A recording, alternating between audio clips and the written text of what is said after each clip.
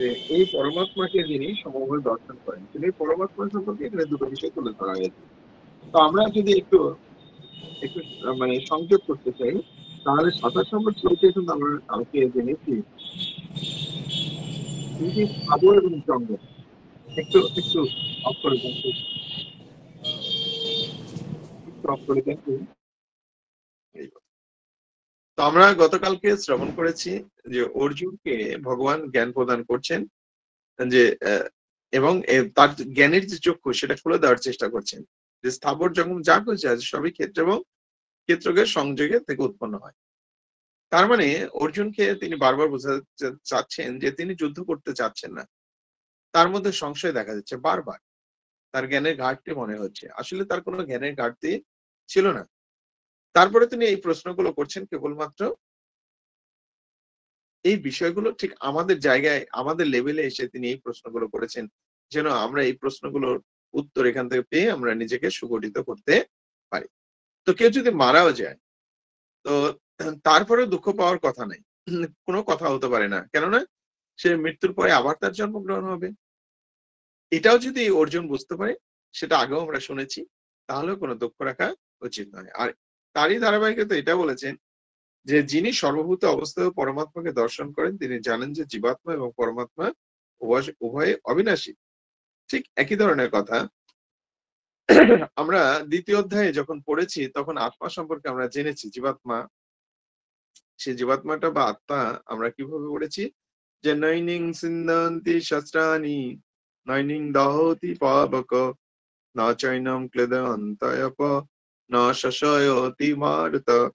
যে এই আত্মাকে অস্ত্রের দ্বারা কাটা যায় না, আগুনে পোড়ানো যায় না, জলে ভেজানো যায় না এবং হাওয়াতে শুকানো যায়। তার মানে কি আত্মা একেবারে বিনাশশীল। অপরদিকে যদি আমরা পরমাত্মাকে লক্ষ্য করি, তো পরমাত্মা তো তিনি এই আত্মার এবং পরমাত্মা হচ্ছে কি না এই আত্মাকে পরিচালনা করেন যিনি, তিনি হচ্ছেন পরমাত্মা। শুধু আত্মাকে পরিচালনা করেন, তিনি এই জড়জগতের সবাইকে, বিশ্বভ্রমণে যা কিছু সবকিছু পরিভ্রমণ করে, সবকিছু সবাইকে পরিচালনা করে থাকেন। তো যেহেতু সবাইকে পরিচালনা করে থাকেন তিনি হচ্ছেন পরমাত্মা বা পরমেশ্বর ভগবান শ্রীকৃষ্ণ। এই পরমাত্মাকে ভগবান বলা হয়। তো যারা মাতাশ্রী বললেন যে যারা বিশেষ করে ধ্যান যোগ পরায়ণ, তারা এই ভগবানকে পরমাত্মা বলে উপলব্ধি করে। কিন্তু যেটাই করুক তাদেরকে যুক্ত করা হচ্ছে ভক্তির সঙ্গে, যে কোনো ভাবে হোক তারা যেন ভক্তির সঙ্গে যুক্ত হতে পারে। তো এই যে এই তত্ত্বগুলো বা এই জ্ঞানের এই চক্ষু বা আমাদের উন্মোলিত হচ্ছে কার মাধ্যমে, না সাধু সঙ্গের প্রভাবে। তো এই সম্পর্কে কিন্তু চৈতন্য চরিতামৃতের মধ্যলীলায় বলা হয়েছে ১৫১ নম্বর শ্লোকে, ব্রহ্মাণ্ড ভূমিতে কোনো ভাগ্যবান জীব গুরু কৃষ্ণ প্রসাদে পায় ভক্তি লতা বীজ। তো এটার জন্য ভাগ্যবানও, আমাদের ভাগ্যটাও খুব ডিপেন্ডেবল। কেননা এটা কি করে যে না যখন আমরা এইটাকে গ্রহণ করা মানসিকতা তৈরি করতে পারি, কেননা ভাগ্যটা কিন্তু নিজের হাতে তৈরি। এই ভাগ্যটা আমরা ইচ্ছা করলে, কেননা আমাদের স্বতন্ত্র ইচ্ছা রয়েছে। আমি ইচ্ছা হলে সাধুদের সঙ্গ করতে পারি, ইচ্ছা না হলে সাধুদের সঙ্গ করতে পারি না। যদি কোনো প্রকারে একবার সাধু সঙ্গ হয়ে যায়, তাহলে আমাদের জীবনটা কিন্তু পাল্টে যাবে এবং আমাদের জীবনের মোড়টাই ঘুরে যাবে। তাই বলেছে ব্রহ্মাণ্ড ভূমিতে কোনো ভাগ্যবান জীব গুরু কৃষ্ণ প্রসাদে পায় ভক্তি লতা বীজ। ভক্তির বীজ বপন হয়ে যায় সেখানে এবং আস্তে আস্তে আস্তে আস্তে তাদের সেই প্রবচনে মাধ্যমে, সেই প্রবচন শ্রবণ করে সবাই সাধুতে পরিণত হয়ে যায়।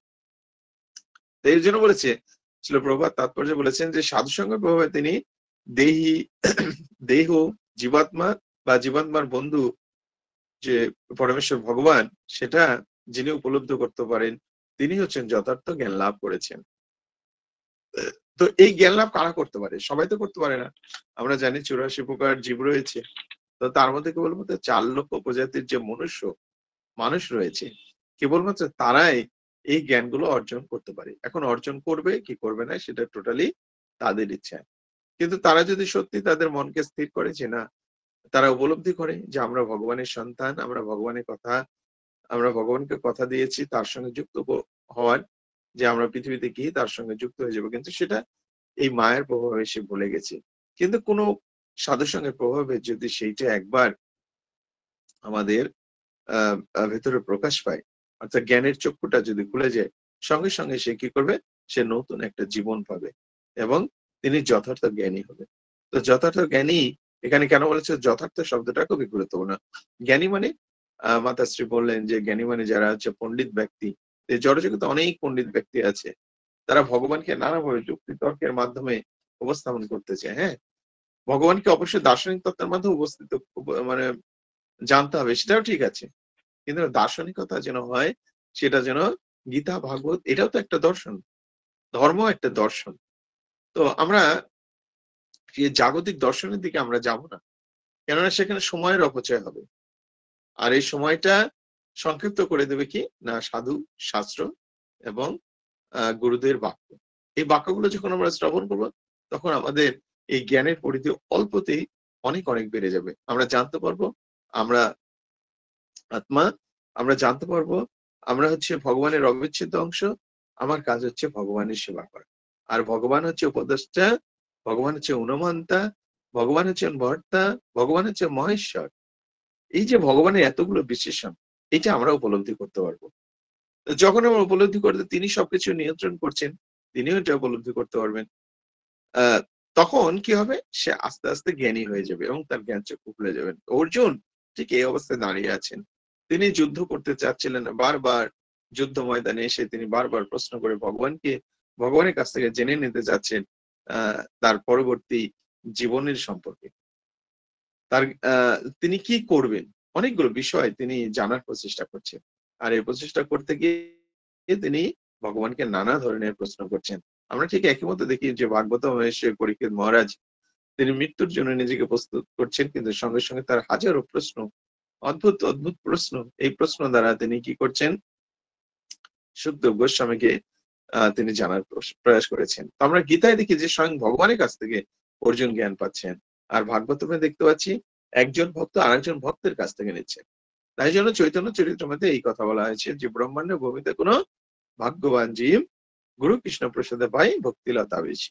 তো ভগবানকে জানার দুটো উপায়, একটা হচ্ছে সরাসরি ভগবানের কাছ থেকে, আর সরাসরি ভক্তের কাছ থেকে। তো দুটোই একই ধারে, অন্য কোনো ধারা না। ঠিক ভগবান যেভাবে বলেছেন ভক্ত একইভাবে বলেন। তো যখন তার জ্ঞান চক্ষু উন্মোলিত হবে, যখন সে জ্ঞানের চক্ষু দ্বারা ভগবানের এই বিষয়গুলো উপলব্ধি করতে পারবে, তখন সে কি করবে? না ভক্তি পরায়ণ হবে। এবং ভক্তি পরায়ণ হয়ে সে কি করবে? প্রথমেই যেটা প্রহ্লাদ মহারাজের যে বিশেষ উপদেশ, শ্রবণম কীর্তনম বিষ্ণু শরণম পাদ সেবনম অর্চনম বন্দম দাস্যম সক্ষম আত্মনিবেদনম। যে নব ভগবানের ভক্তি করে যে ৯টা উপায়। একটা হচ্ছে শ্রবণ, কীর্তন, স্মরণ, পাদসেবন, অর্চন, ভগবত বন্দনা, ভগবত দাস্য সেবা, ভগবত সাক্ষাৎ এবং আত্মনিবেদন। এই কয়টি দ্বারা আমরা ভগবানকে সেবা করতে পারি। তো প্রথমে যদি একটা শুরু করা যায়, সে একটা হচ্ছে কি? শ্রবণ। সেটা বলা হচ্ছে বেস্ট। অর্থাৎ কেবলমাত্র শ্রবণের মাধ্যমে সে ভগবানের কি করতে পারে? আহ ভগবানকে জানতে পারে। একটা নির্দিষ্ট উৎস। সে উৎস হচ্ছে কি? সাধুর সঙ্গ অথবা গুরু মুখপদ্মবাক্য অথবা শাস্ত্র গ্রন্থ। এই ৩টা অভিন্ন ধারায় রয়েছে। যখন এর শরণাপন্ন হবে, তখন সে কি করবে? শ্রবণের মাধ্যমে সে জানতে পারবে। হ্যাঁ? তখন সে জানতে পারবে ক্ষেত্র, ক্ষেত্রজ্ঞ, জ্ঞান, জ্ঞেয় এগুলো সব বিষয় তার কাছে উপলব্ধি হবে। তবে হ্যাঁ, অনেকে প্রশ্ন করতে পারে যে তারা কি কীর্তন করবে না? অবশ্যই। যিনি শ্রবণ করেন তিনি কীর্তন করতে পারেন। আর যিনি শ্রবণ করেন না তিনি কীর্তন করতে পারেন না। তার স্পষ্ট উদাহরণ আমাদের এই জুমলিং। যারা এখানে যুক্ত রয়েছেন তাদের সবাইকে যদি এখনই বলা যায় কোনো কিছু বলতে, তারা সুন্দরভাবে বলতে পারবে। কেন? কারণ শ্রবণ করে করে তারা একটা বিষয় জেনে গেছে যে এই জগতের একমাত্র নিয়ন্ত্রণকারী ব্যক্তি হচ্ছে পরমেশ্বর ভগবান শ্রীকৃষ্ণ। জাস্ট এইটা যখন সে উপলব্ধি করেছে তখন তার জ্ঞানের পরিধি বিকশিত হয়েছে। যতক্ষণ পর্যন্ত সে এটা বুঝতে পারবে না, তখন তার জ্ঞানের পরিধি বিকশিত হবে না। কেবলমাত্র জানার মাধ্যমে। তো এখানে যারা রয়েছেন আপনারা সবাই এটাই জেনে গেছেন। তাই এখন যদি কাউকে এই যেকোনো একটা বিষয় নিয়ে বা কোনো টপিকস এর উপর যদি ৫ মিনিট বা ১০ মিনিট বলতে লাগানো হয়, আপনারা সবাই সুন্দরভাবে পজিটিভলি এই কথাগুলো বলতে পারবেন। কেন? কেননা আপনারা শ্রবণ করেছেন। এমন নয় যে হয়তো মনে হচ্ছে তাহলে প্রভু এই যে ৯টা ভক্তি, এই ৯টা ভক্তি কি তাহলে আমাদের করতে হবে? এই ৯টা ভক্তি এমনিতেই হয়ে যাবে। কারণ আপনি যখন শ্রবণ করবেন তখন আপনি বলতে পারবেন, কীর্তন করতে পারবেন। আর কি করতে পারেন না, ভগবানকে তখন সবসময় স্মরণ হবে। এগুলো তো হবেই। আলাদা কোনো বিষয় করতে হচ্ছে না। ভগবানের স্মরণ হবে। যখন ভক্তি জীবন পালন করবে তখন সে উপলব্ধি করবে যে হৃদয়ে ভগবান পরমাত্মা রূপে অবস্থান করছেন। তিনি সবকিছু দেখছেন। তিনি তিনি এমনভাবে আমাকে গাইড করছেন, তার তত্ত্বাবধান ছাড়া আমি চলতে পারি না। এই বিষয়গুলো তার কাছে উপলব্ধিও করবে। তো কেবলমাত্র একটা কাজ করলে এই ৯ টা কাজই হয়ে যাবে। তখন সে কি করবে? ভগবানের পাদও সেবন করবেন। ভগবানের অর্চন করবেন। ভগবানের বন্দনা করবেন। তো এই বিষয়গুলো কি ধারাবাহিকভাবে আমরা তো করছি। এমন কি হবে? তার দাস্য সেবা হবে। ভগবান যে আ ভগবানেরকে যে সেবা করতে হবে দাসত্ব নিয়ে, সেই দাস ভাবে এখানে যারা রয়েছেন সবাই ভগবানের সেই দাস্য সেবা করছেন। আর কি হয়েছে না? ভগবানের সঙ্গে আমাদের বন্ধুত্ব স্থাপন হয়ে গেছে। কেন? না আমাদের যেকোনো কিছুতেই আমরা ডিপেন্ড করি কার উপর? না সেই ভগবানের উপর, কৃষ্ণের উপর। যে এই আমার যা কিছু হচ্ছে সবকিছুই কৃষ্ণ নিয়ন্ত্রণ করছেন। তাহলে কি হলো? তার সখ্যতা হলো তার সঙ্গে যে কোনো কিছু আসলে ভগবানকে বা কোথাও গেলেও ভগবানকে বলে যেতে হয় যে, "হে ভগবান আমি একটু বাইরে যাচ্ছি। আমি যেন ফিরে এসে আপনার আবার সেবা করতে পারি। আপনি আমাকে কৃপা করুন।" অর্থাৎ তিনি যে আ আ আমাদের বন্ধুত্ব হয়ে গেছে, আমাদের সখা হয়ে গেছে, এই বিষয়টা তার মধ্যে হয়ে যায়। আর এরপরে তিনি কি করেন? সর্ব অবস্থায় আত্মনিবেদন। তার মানে কি? কেবলমাত্র একটা কার্য সম্পাদিত হলে তার ৯ টা কার্যই সম্পাদিত হয়ে যায়। আমরা একটা পাঠে শ্রবণ করেছিলাম আমাদের মনমোহন মুরারি প্রভু আ যখন আলোচনা করছিলেন যে একজন ভক্তের যে ২৬ টা গুণাবলী রয়েছে তিনি এ বিষয় নিয়ে একদিন আলোচনা করছিলেন। তো এই ২৬ টা গুণাবলী অর্জন করা আমাদের পক্ষে একেবারে সম্ভব নয়। কিন্তু একটা যদি অর্জন করা যায়, যেকোনো একটা, সে একটার ধারাবাহিকতায় ২৬ টা গুণাবলী আমাদের মধ্যে অর্জিত হয়ে যাবে। আস্তে আস্তে হয়ে যাবে। আর নববিধা ভক্তির মানে কি? আমরা যদি একটা বিধি পালন করি, অর্থাৎ শ্রবণ করি, তাহলে আমাদের একই সঙ্গে কয়টা বিধি পালন হয়ে যাবে? না নববিধা ভক্তি হবে। যদি কেউ যদি একটাই করে আর কোন কিছু না করে পার্সোনালি ভাবে, তারপরেও তার মুক্তি হবে। কিন্তু এই কলিযুগে একজন ভক্ত কিন্তু এই নববিধা ভক্তির মাধ্যমেই সবকিছু করে থাকে। হয়তো আমরা সেটা উপলব্ধি করি না। হয়তো মনে করছি আমি কেবলমাত্র শ্রবণই করছি। হয়তো আমি কেবলমাত্র কীর্তনই করছি অথবা কেবল অর্চন করছি। না, আসলে সবগুলোই হয়ে যায়। হয়তো সেটা আমরা উপলব্ধি করতে পারি না। কিন্তু এটাই ঠিক যে না আমরা ভগবানের সেবা করছি ঠিক এই নববিধা ভক্তির মধ্যে। কেবলমাত্র কাকে প্রায়োরিটি দিয়ে? না শ্রবণকে প্রায়োরিটি দিয়ে। তো শ্রবণের মাধ্যমে আমরা জানছি যে দেহ, দেহি, জীবাত্মা বা জীবাত্মার যে পরম বন্ধু পরমেশ্বর ভগবান, আমরা এটা সমন্বয় করতে পারছি। এবং আমরা তাকে কি করতে পারছি? না দর্শন করতে পারছি। তো কারা পারে না এটা? না যারা পারমার্থিকভাবে অগ্রসর হয়নি, তারা এই বিষয়গুলো জানতে পারে না। তারা তেমন সঙ্গ লাভ করার সুযোগও পায় না। শ্রীল প্রভুপাদ বলেছেন, তারা কি থেকে যায়? একদিকে যেরকম যথার্থ জ্ঞান লাভ করে একজন ভক্ত আস্তে আস্তে জ্ঞানী হয়ে যায়। হ্যাঁ? বিশেষ করে জ্ঞানী বলতে এরকম অহমিকা কোনো জ্ঞানী না, পণ্ডিত না। এরা যে ভগবান যে আ সকলের ঈশ্বর এবং আমি যে নিত্য দাস এই জ্ঞানটা অর্জন করে। কিন্তু যারা বাইরে থাকে তারা এই জ্ঞানটা অর্জন করতে পারে না। তাদের ভগবানের সঙ্গে তাদের সখ্যতা নেই। তারা নিজেকে ভগবান বলে মনে করে। তারা মনে করে যে আত্মা আমার দেহের সঙ্গে যে আত্মা রয়েছে এটা কোনো আলাদা কোনো বিষয় নয়। দেহের মৃত্যুর সঙ্গে সঙ্গে সেটা আত্মারও মৃত্যু হয়ে যায়। তো এটা একটা মূর্খতা। শ্রীল প্রভুপাদ বলেছেন, "আত্মার কখনো মৃত্যু হয় না। একে জলে শুকানো যায় না। জলে ভেজানো যায় না। রৌদ্রে শুকানো যায় না। অস্ত্রের দ্বারা এটাকে কাটা যায় না।" তো এটা কারা উপলব্ধি করতে পারে না? যারা আত্মতত্ত্ববেত্তা নয়, যারা অজ্ঞ, তারা এটা উপলব্ধি করতে পারে না। তারা বারবার কি করে? না এই জড়জগতে আবির্ভূত হয়। কখনো স্থাবর, কখনো জঙ্গম রূপে তারা আবির্ভূত হয়ে থাকে। এইজন্য ভগবানের যে বিশেষ শিক্ষা যেটা শ্রীমদ্ ভগবত গীতায় বলা হয়েছে যে তদ্বিদ্ধি প্রণিপাতেন পরিবস্নেন সেবায়া উপদেক্ষন্তি তে জ্ঞানম জ্ঞানেন তত্ত্বদর্শিনঃ। যে তত্ত্বজ্ঞান লাভের জন্য আমাকে কি করতে হবে? গুরুদেবের আশ্রয় গ্রহণ করতে হবে। দীনভাবে তার সেবা করতে হবে এবং তত্ত্বদর্শী গুরুদেবের কাছে থেকে তত্ত্বজ্ঞান জিজ্ঞাসা করতে হবে। আর এর ফলে কি হবে? না তিনি আমাকে উপদেশ দান করবেন। আর আস্তে, আস্তে আমাদের কি হবে? জ্ঞানটা বিকশিত হবে। তো এখান থেকে বুঝতে পারলাম আমাদের জ্ঞান প্রদান করেন পরমেশ্বর ভগবান। তো একজন ভক্ত সে কিন্তু আলাদাভাবে জ্ঞান অর্জন করার প্রচেষ্টা করে না। সে কেবলমাত্র কি করে? না ভগবানের সান্নিধ্যে থেকে সেই জ্ঞানগুলো অর্জন করার চেষ্টা করে।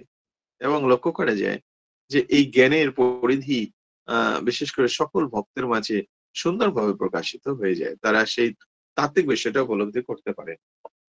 তো এগুলা আসলে কিসের মাধ্যমে হয়? যে আমাদের দেহে প্রাণ আছে বলেই যে বুদ্ধি থাকবে এমন কোনো কথা না। তো এই চেতনা আমাদের যদি বলা হয় যে আ মানে চেতনার বিকাশ হয়। আমাদের তো চেতনা রয়েছে, চেতন বস্তু রয়েছে। তা আত্মা হচ্ছে চেতন বস্তু। তো এই চেতনাটা বিকশিত হয় কখন? না আচরণের ফলে। তো আচরণটা কিভাবে হবে? না মাইন্ড কন্ট্রোল করতে হবে আমাদের। মনটাকে কন্ট্রোল করার মাধ্যমে। কেননা আমাদের মনটা এদিক ওইদিকে ধাবিত হয়। বিষয়ের প্রতি আকৃষ্ট হয়। সেই বিষয়টা যদি পূর্ণ না হয় তাহলে মনে, মনে ক্ষোভ হয়। হ্যাঁ? এইভাবে আস্তে, আস্তে কি হয়? আ মানে হিংসা চলে আসে, লোভ চলে আসে এবং একসময় কি হয়? তার মৃত্যু ঘটে যায়। তো এই চেতনাকে আমাদের কি করতে হবে? বাড়াতে হবে। চেতনার বিকাশ করতে হবে। তো এটা কিসের মাধ্যমে হবে? না আমাদের স্বধর্ম যে রয়েছে, এই স্বধর্মের আচরণের ফলেই আমাদের চেতনার বিকাশ ঘটবে। তো একজন স্বধর্ম পালন করে কারা? স্বধর্ম পালন করে তারাই যারা ভক্ত, যারা ভগবানকে জানার প্রয়াস করে তারাই। স্বধর্ম কথাটা আ তাদের জন্য প্রযোজ্য নয়। কারণ তারা ধর্মই জানে না। তো ধর্ম সম্পর্কে ভাগবতমে বলা হয়েছে ধর্মত সাক্ষাৎ ভগবত প্রণীতম। ধর্ম হচ্ছে ভগবানের প্রণীত আইন। তো ভগবানের যেহেতু প্রণীত আইন এটা কার জন্য? তার আ আ সৃষ্ট জীবের জন্য। কেবলমাত্র ৪ লক্ষ প্রজাতির মানব জাতির জন্য। কারণটা কি? যে ভগবানও চান না আমরা বারবার এই স্থাবর বা জঙ্গম রূপ নিয়ে এই জড়জগতে বারবার আসি। কেননা এই জড়জগৎ হচ্ছে দুঃখের আলয়। দুঃখালয়ম অশাশ্বতম। তো এই দুঃখালয়ে বারবার আসার ফলে আমাদের কি হচ্ছে? আমরা জন্ম মৃত্যু, জরাব্যাধি মতো এরূপ দুঃখ কষ্টে বারবার আবর্তিত হচ্ছি যেটা অনেকটা সুখকর নয়। কিন্তু তারপরেও সেই সকল কিছু মানুষ রয়েছে যারা এখনো উপলব্ধি করতেই পারছে না যে কৃষ্ণ, যে ভগবান তার শরণাগত হওয়া উচিত এবং আ আ আত্ম উপলব্ধি আমাদের বাড়ানো উচিত। এইটা উপলব্ধি হচ্ছে না। এখনো সে কি করছে? না সে ভগবানের সঙ্গে বিরুদ্ধ আচরণ করছে এবং নিজেকে ভগবান বলে জাহির করছে। সমাজে প্রতিষ্ঠিত হতে চাচ্ছে। কিন্তু সে ভুলে যায় যে মৃত্যুর সঙ্গে, সঙ্গে তার সে সম্মান, সে অর্থ, সে বাড়ি, সে গাড়ি এই সবগুলো ভূলুণ্ঠিত হয়ে যাবে অথবা অন্যরা দখল করবে। একটা তার সঙ্গে যাবে না। এইটা সে উপলব্ধি করতে পারছে না। কিন্তু ভক্তরা ভগবানকে সেই বিষয়টা উপলব্ধি করতে পারছে। আ যার জন্য কি করছে? সে ভগবানের দিকে ধাবিত হচ্ছে। অর্জুনের এই শিক্ষা আমাদের জীবনের শিক্ষা। এই শিক্ষাগুলো যেন আমরা গ্রহণ করতে পারি এবং আমরা যে আমাদের জ্ঞানচক্ষু যেন যেরকম এই শ্লোকগুলোর মাধ্যমে উন্মোলিত করার প্রচেষ্টা করছেন, আমাদের এটা যেন কখনো বন্ধ না হয়ে যায়। আর বন্ধ না হওয়ার জন্য আমাদের কি করতে হবে? ভগবানের আ আ সাহায্য প্রার্থনা করতে হবে। হ্যাঁ, আমরা ভগবানের কাছে চাইবো, অবশ্যই চাইবো, চাইবো না কেন? হ্যাঁ, আমরা নিঃস্বার্থ নই। ভগবানের কাছে না চাইলে তো কিছু দেবে না। তো আমরা কি চাইবো? চাওয়ার বিষয়টাই অনেক জ্ঞানের বিষয়। যে কোন বিষয়টা চাওয়া উচিত। তো এটাই চাওয়া উচিত, হে রাধারানীর আহ্লাদিনী শক্তি সর্বাকর্ষক শ্রীকৃষ্ণ, পরম আনন্দ প্রদানকারী শ্রীরাম, আপনার প্রেমময়ী সেবায় আমাকে যুক্ত করুন। আমাকে কখনো আপনার চরণ থেকে দূরে সরে দিবেন না। এই যে প্রার্থনা, আর এই প্রার্থনার মধ্যে একটা চাওয়ার ফলে সকল চাওয়া পূর্ণ হয়ে যাবে। তো এটা হচ্ছে বুদ্ধিমত্তার খেলা। তো এটা কখন হয়? না আমাদের জ্ঞান চক্ষু যেন যখন উন্মিলিত হবে ঠিক তখনই। এই শ্লোকগুলোতে এই বিষয়গুলো আলোচনা করা হয়েছে। তো এই সম্পর্কে যদি আমরা একটু দেখি যে বিষয়বস্তুটা বলা হয়েছে যিনি সমস্ত দেহে অবিনাশী জীবাত্মার সাথে সর্বদা অবিনাশী পরমাত্মাকে দর্শন করেন তিনি প্রকৃত দ্রষ্টা। শিক্ষালাভের বিষয় যদি করা যায় তাহলে বলেছে প্রকৃত জ্ঞানের স্তরে অধিষ্ঠিত ব্যক্তি কি করে? তিনি যথাযথভাবে ৩ টি বস্তু যথা দেহ, আত্মা এবং আত্মার পরম শহীদ রূপে পরমাত্মাকে দর্শন করেন। আর কি? কিভাবে এই দর্শন সম্ভব হয়। বলেছে যারা পরমার্থ তত্ত্বের প্রকৃত জ্ঞাতা তাদের সঙ্গ করার মাধ্যমে। তাহলে যাত্রার কাছে করা যাবে না। যারা এই বিষয়টা জানে, যেরকম অর্জুন বুঝতে পেরেছেন এই কৃষ্ণই সম্পূর্ণরূপে জানেন যিনি এই তাত্ত্বিক বিষয়গুলো আমাকে উত্তর দিতে পারবেন। তাই আমরা যদি জানতে চাই আমরা অবশ্যই প্রকৃত যিনি জ্ঞাতা অর্থাৎ যিনি সম্পূর্ণরূপে জানেন সঠিকভাবে, ঠিক গুরু পরম্পরার মাধ্যমে যিনি জানেন তার সঙ্গ আমাদেরকে করতে হবে। আর সর্বশেষে যে তাৎপর্য যে পরমেশ্বরের সত্যটি কথাটা বলেছেন, তো জীবাত্মার ক্ষেত্রে ব্যবহার করা হয়েছে। কারণ সে তার দেহের প্রভু এবং দেহের বিনাশ হলেও সে অবিনাশী। তো যদি এই মানে জীবাত্মাকে বলা হয়, উপলব্ধি করা হয়, তো এখানে থাকে যদি দেহ এবং আত্মা।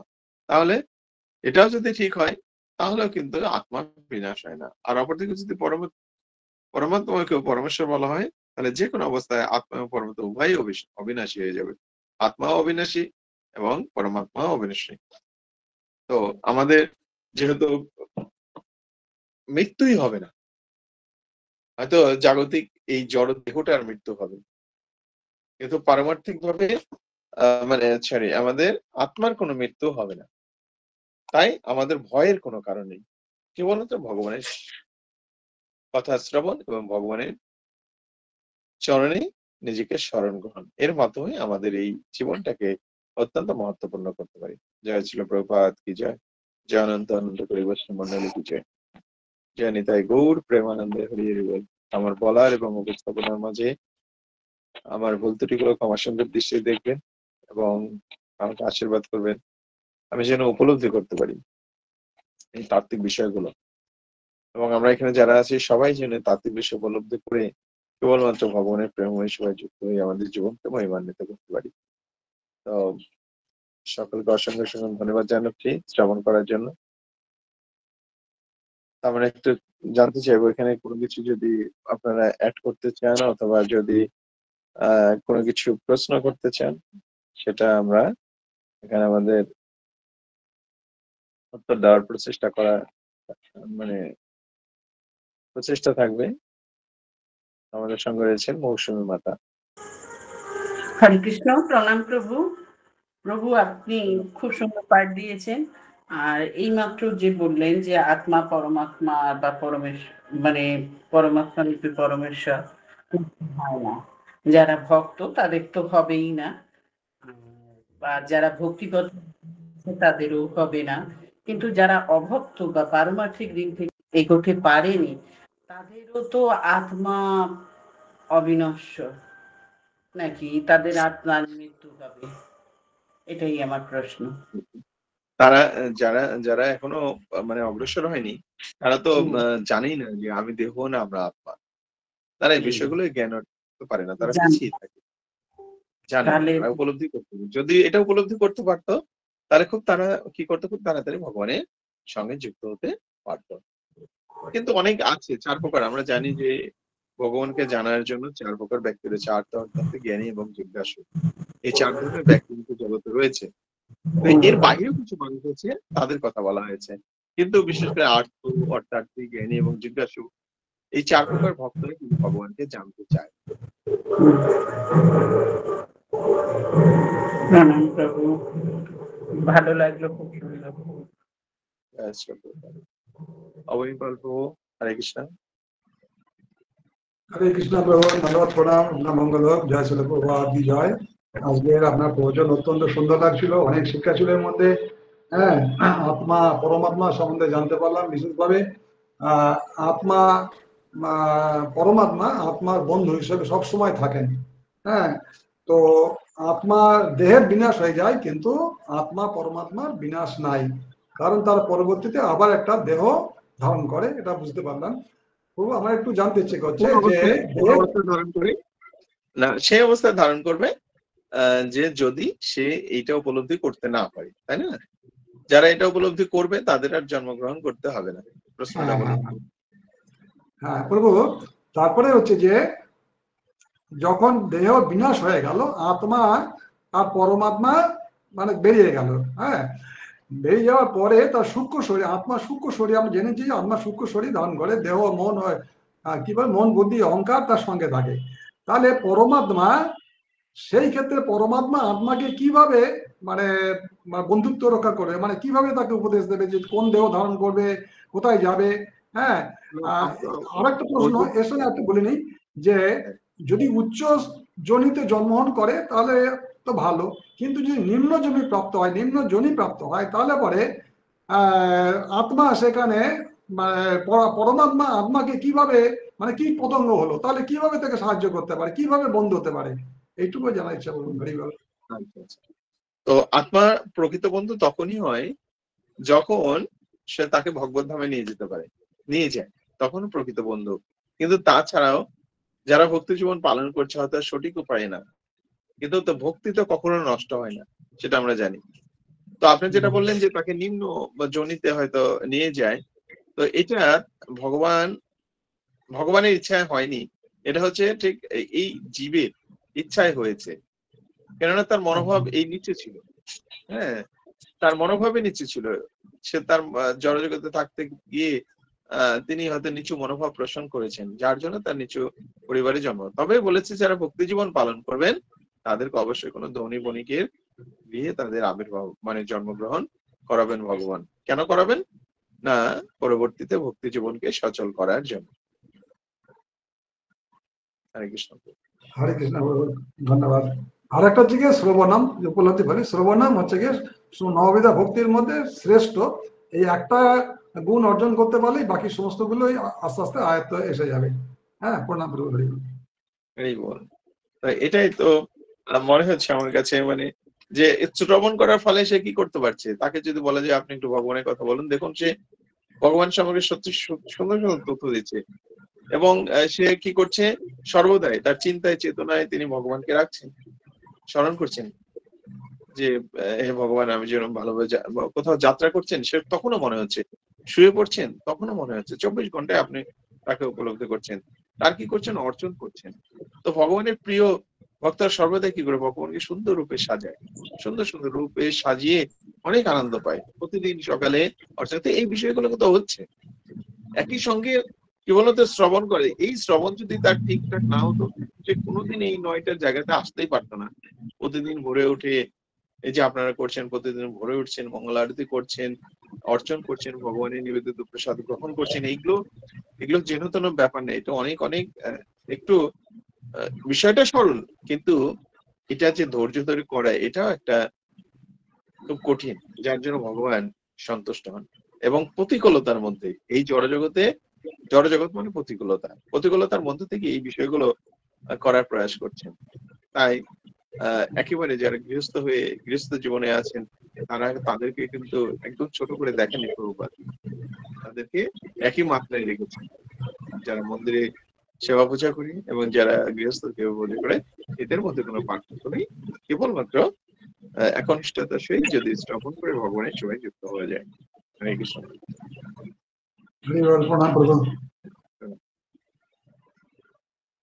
তো কেউ কি বলার আছে?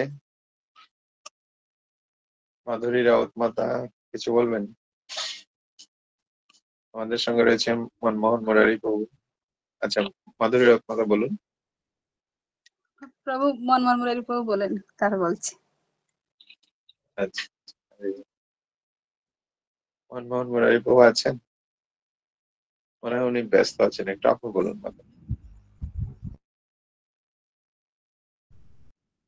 হরে কৃষ্ণ প্রভু, প্রণাম প্রভু। খুব সুন্দর আজকে ক্লাস আপনি দিলেন প্রভু, যে আমরা বুঝতেই পারলাম যে তিনি সর্বভূতে সমানভাবে অবস্থিত বিনাশশীল দেহের মধ্যে অবিনাশী পরমাত্মাকে দর্শন করে তিনি যথার্থ দর্শন করেন। সেইটাকে নিয়ে আপনি সুন্দরভাবে বললেন যে দেহ, দেহী, জীবাত্মা, যে জীবাত্মার বন্ধু, এই তিনটি তত্ত্বের সমন্বয় দর্শন করতে পারেন তিনি যথার্থ জ্ঞান লাভ করেছেন। তো সেই যে আমরা দুঃখ করি না প্রভু, যে একটা যদি মনে করুন কেউ দেহ ছেড়ে দেয় তখনই আমাদের কষ্ট হয়, কিন্তু আমাদের সেটা ভাবতে হবে যে পরমাত্মা এবং জীবাত্মা উভয়ই থাকেন এবং অনাদিকাল ধরে অসংখ্য স্থাবর জঙ্গম শরীরে ভ্রমণ করতে থাকেন। তো সেই জন্য আমাদের কখনো কেউ যদি দেহ ত্যাগ করে কখনো আমাদের দুঃখ করতে নেই। এবং পরমেশ্বর যে এই যে পরমেশ্বর শব্দটা যে বললেন, পরমেশ্বর হরে কৃষ্ণ প্রভু। হ্যাঁ, যে পরমেশ্বর শব্দটি পরমাত্মা বলে ব্যাখ্যা করা হয়। হ্যাঁ, তাহলে এই যে পরমাত্মা এবং জীবাত্মা থাকেন এবং তাদের বিনাশ হয় না। তো এই আপনি আরো সুন্দরভাবে বললেন যে আহ, যে এই যে ক্লাসে সকলে প্রত্যেক দিন মঙ্গল আরতি করছেন, ভগবানের অর্চন করছেন, এই যে নববিধা ভক্তির মাধ্যমে যে ভগবানকে সন্তুষ্ট করার চেষ্টা করছেন, এইগুলোর মাধ্যমেই ধীরে ধীরে আমাদের এই চেতনাকে উন্নত করা যায়। এবং এইভাবে যদি আমরা ঠিকভাবে করতে পারি তাহলে একদিন না একদিন সেই পরমেশ্বরের ধামে আমরা একদিন না একদিন যেতে পারবো প্রভু। তো আশীর্বাদ করবেন আমরা যেন প্রত্যেক দিন যে প্রভুপাদ যে নিয়মগুলো দিয়েছেন সেই নিয়মগুলো যেন ঠিকভাবে পালন করতে পারি, এবং ধীরে ধীরে আমাদের চেতনাটাকে আরো উন্নত করতে হবে। অন্যের দোষ দর্শন করবো না আমরা কখনো, এবং সবসময় আমাদের ভগবানের চিন্তনে থাকতে হবে, তাহলে অবশ্যই একদিন না একদিন ভগবানের কৃপা আমরা প্রাপ্ত হতে পারবো। হরে কৃষ্ণ। প্রণাম প্রভু, আপনার পারমার্থিক উন্নতি হোক। তো মনমোহন মুরারি প্রভুকে অনুরোধ করছি যদি কোনো কিছু সংযোজন করার প্রয়োজন হয় প্রভু একটু কৃপা করুন। হরি বল প্রভু, জয় শ্রী প্রভুপাদ। আমরা শান্তির সূত্র আমরা বলি যে শান্তির সূত্র সেটি হচ্ছে পঞ্চম অধ্যায়ের 29 নম্বর শ্লোক, ভক্তারাম যোগ্য তপস্যাম সর্বলোক মহেশ্বরম শহীদং সর্বভূতানাম জ্ঞাত্তামাম শান্তি মিলিচ্ছতি। তো ভগবানকে কিন্তু আমরা অনুকরণ করতে যেয়ে আমাদের বিপত্তি ঘটে গেছে। সেই বিপত্তি থেকে উদ্ধারের জন্য যে এই যে দেহ এবং দেহি, এই দুটোর মধ্যে আমরা তফাৎ বুঝতে পেরেছি যে দেহ আর দেহি দুটো আলাদা, ক্ষেত্র আর ক্ষেত্রজ্ঞ, এবং জীবাত্মার বন্ধু সেটা প্রভু বলেছেন সুন্দরভাবে যে জীবাত্মার বন্ধুকে তিনি হচ্ছেন যে আমাদের শহীদ, হ্যাঁ তিনি পরম আমাদের বন্ধু। তো এইটা আমাদের এই শরীরটা বিনাশ হয়ে গেলেও এবং আত্মা এবং পরমাত্মার সম্পর্ক বিচ্ছিন্ন এখানে হয় না। এই দর্শনটা যখন আমাদের মধ্যে উপলব্ধি হবে, হ্যাঁ তখনই আমরা প্রকৃত ঘটনা বুঝতে পারবো, এবং আমরা যে সেই ভগবানের যে আমরা বিভিন্নাংশ আমাদের স্বরূপ যে জীবের কৃষ্ণ নিত্য দাস, সেটাই উপলব্ধি হয়ে ভগবানের সান্নিধ্যে আমরা থাকতে পারবো এবং আমরা পরমানন্দ লাভ করতে পারবো এইখান থেকে। জাস্ট এটা আমাদের ক্ষেত্রজ্ঞ সম্পর্কে এত বিস্তারিত আলোচনা। প্রভু অনেক কয়টি ক্লাস পেয়েছেন, আজকের ক্লাসটাও প্রভু অত্যন্ত সুন্দরভাবে দিয়েছেন। তো আমি যেন এটা উপলব্ধি করে আমার জীবনে সবসময় যেন স্মরণ করতে পারি। হরিবল।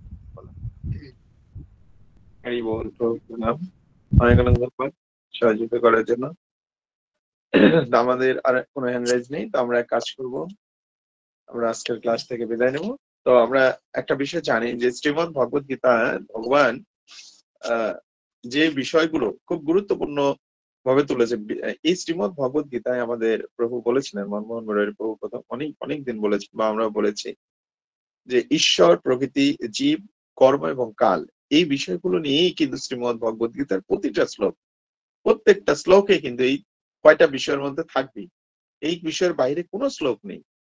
যেরকম আজকেও যদি আমরা একটু ডিপলি চিন্তা করি তাহলে বলা আছে যিনি সর্বভূতে সম অবস্থায় পরমাত্মাকে দর্শন করেন, তার মানে কি ঈশ্বর সম্পর্কে বলা হয়েছে, যিনি জানেন জীবাত্মা সম্পর্কে বলা হয়েছে, এবং অবিনাশী এই কাল সম্পর্কে বলা হয়েছে, জীবাত্মার কর্ম সম্পর্কে ওর মধ্যে বিষয় রয়েছিল লুকায়িত।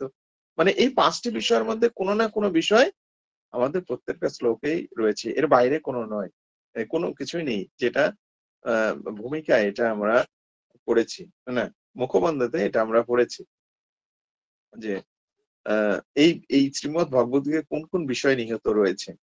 তো আমরা যদি মুখবন্ধটা একবার পাঠ করি সকলেই, তাহলে শ্রীমদ ভগবত গীতার মেইন বিষয়গুলো উপলব্ধি করতে পারবো। তো আসলে এগুলো তো আসলে একা ভাবে শুদ্ধ মানে জানা যাবে না।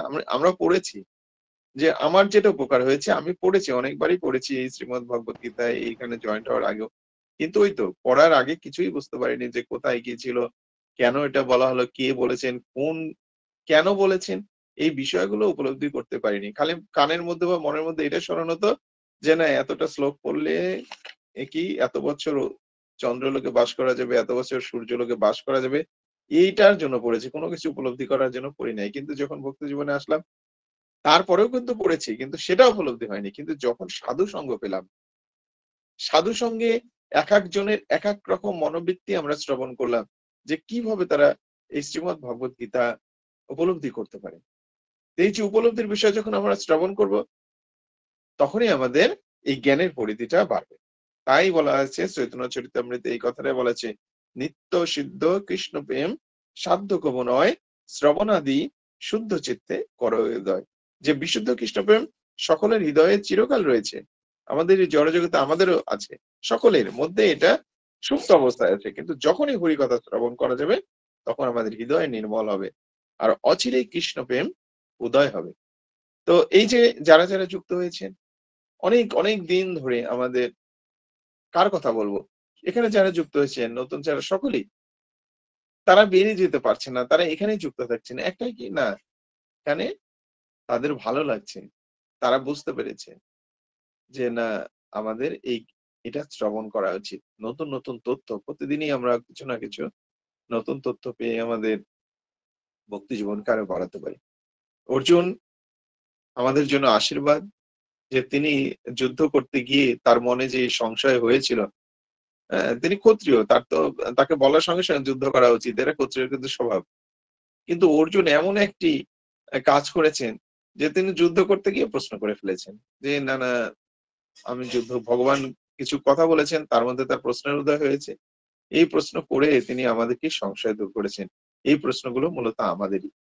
তো আমরা এই প্রশ্নগুলো পেয়ে অনেক সমৃদ্ধ হয়েছি এবং গীতাকে আরো ভালোভাবে উপলব্ধি করে আমাদের জীবনটাকে কৃষ্ণের চরণে সমর্পণ করবো। এবং সর্বশেষে আমরা অলরেডি জেনে গেছি যে কৃষ্ণই পরমেশ্বর ভগবান। শ্রীমদ্ ভগবত গীতা পাঠ শেষে এটাই জানবো, চৈতন্য চরিতামৃত পাঠ শেষে এটাই জানবো, ভাগবতম পাঠ শেষে এটাই জানবো, বেদ পাঠ করে এটাই জানবো, এর বাহিরে কিছুই জানবো না।